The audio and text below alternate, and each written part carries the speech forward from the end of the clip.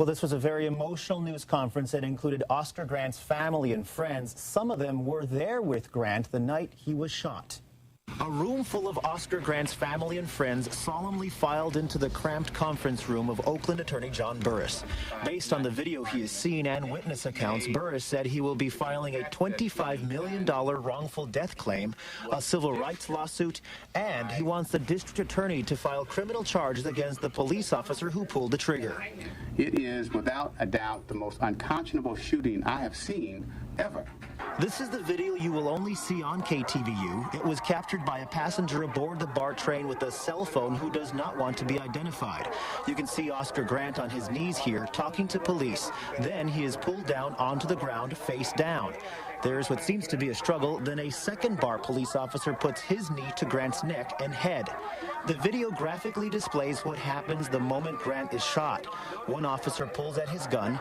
He stands, unholsters the gun, and fires. Just feet from where Grant was shot, his friend Fernando Anicete.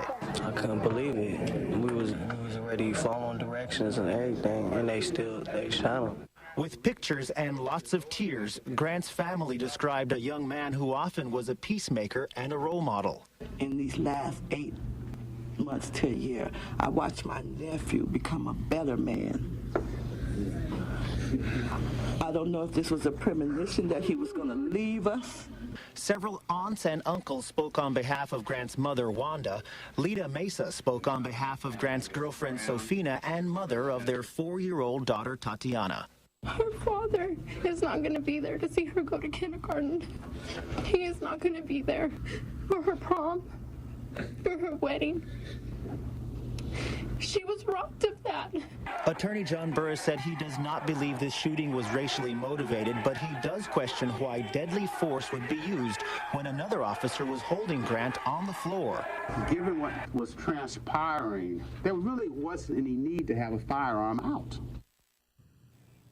Now, we did contact a spokesperson for BART and asked for a response to today's press conference by John Burris. BART spokesman Linton Johnson said they will respond during a news conference of their own today, but that event has not yet happened.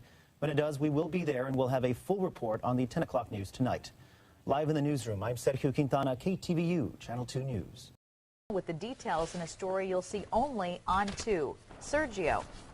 Well, Julie, over the last week, Colma police have responded to 5 different purse snatchings at 2 different cemeteries here in the city. They say that the victims have all left their purses inside an unlocked vehicle while they were mourning at a loved one's gravesite.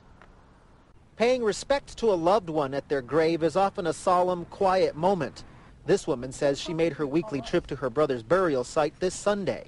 Well, visiting at his gravesite and kind of cleaning up and placing my flowers, someone took my purse out of my car. She asked us not to use her name or reveal her identity out of concern for her safety. Colma investigators say she's one of 5 people who were targeted in the last week at Cypress Lawn Cemetery and at Holy Cross. What happens is people are focused and they're there to visit their loved one, and that's it. Police have issued this flyer with the description of the possible getaway car. They believe it's a charcoal gray Mercedes E350, similar to this vehicle.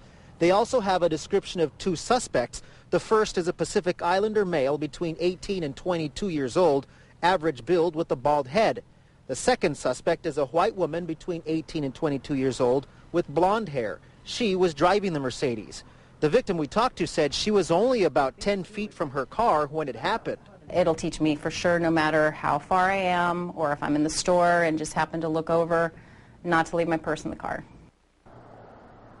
Now, Colma police have distributed these flyers, again, with all the information on these thefts, to all of the cemeteries in Colma. They are hoping that groundskeepers will keep an eye out and make sure that they report anything or anyone who is suspicious.